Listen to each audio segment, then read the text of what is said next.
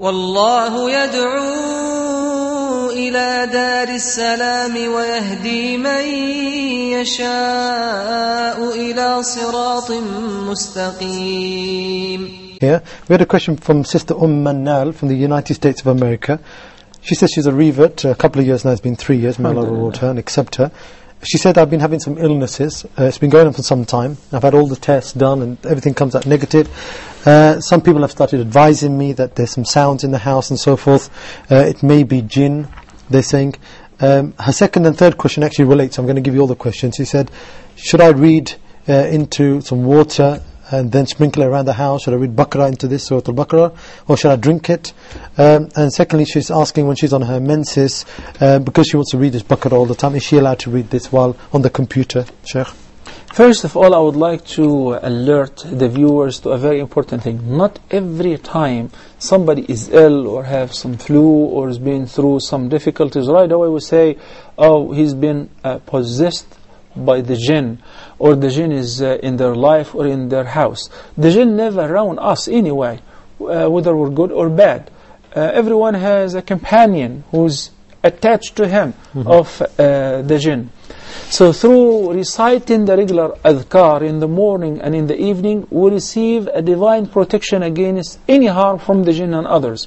Through reciting Surat Al-Baqara, the Prophet ﷺ said, لا تستطيعها البطلة. The sorcerers and the magicians can afford the effect of Surah Al-Baqarah. It's irresistible. So it's a wonderful surah. Also regularly in the morning and in the evening, reciting Ayat Al-Kursi. In the lengthy hadith of Hadith Abu Huraira, Satan advised him by saying that if you let me go, if you remember when I said that he used to steal from the charity, and Abu Huraira caught him several times and he brought him, he said, this time I certainly have to bring you to the Prophet ﷺ. Said, Ya Abu Huraira, if I teach you something that's useful, will you let me go? He said, so he taught him that in the evening recite Ayat Al-Kursi. You shall receive a protection and no harm can touch you from the jinn until the morning. And in the morning you also recite it, you shall receive a divine protection until the evening. So Al-Adhkar, reciting Quran in general, especially the last 3 chapters, Al-Mu'awwidhat, قل هو الله أحد وقل أعوذ برب الفلق وقل أعوذ برب الناس, and reciting Ayat Al-Kursi, and regularly reciting and playing Surah Al-Baqarah at home. These are all means of protection.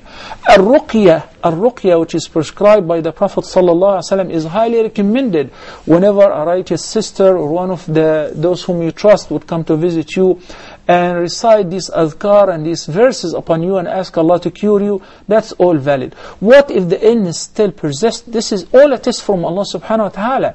And one has to understand that we receive their word in accordance and in accordance to our patience and in proportion with our patience for whatever calamity that befalls us.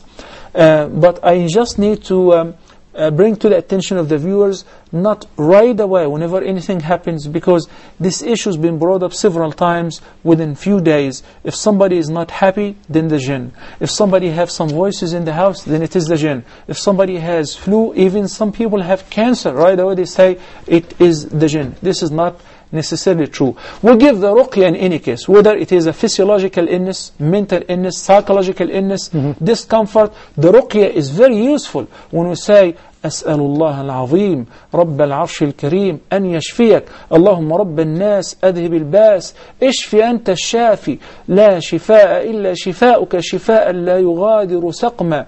All these verses, all these supplications are useful as means of ruqya. Surah Al-Fatiha by itself, if it is being recited by a pious person, it's a mean of cure by the leave of Allah subhanahu wa ta'ala. As far as reading upon some water, then blowing in it, or writing some verses in saffron and then soaking it in water, these practices have been practiced by many of at-tabi'een and our predecessors, and as long as it is all Quran, so many of the scholars have approved it, and Allah knows best. As far as your recitation of the Quran during your period, only if you are a person who have memorized some chapters of the Quran and you're afraid to lose them. You want to revise them regularly. If you are a teacher of the Quran, if you are a student of the Quran and you have to do your assignment, it is allowed. But according to the vast majority of the Muslim scholars, it is not permissible for a woman during the menses to touch or to recite the Quran as a mean of ibadah.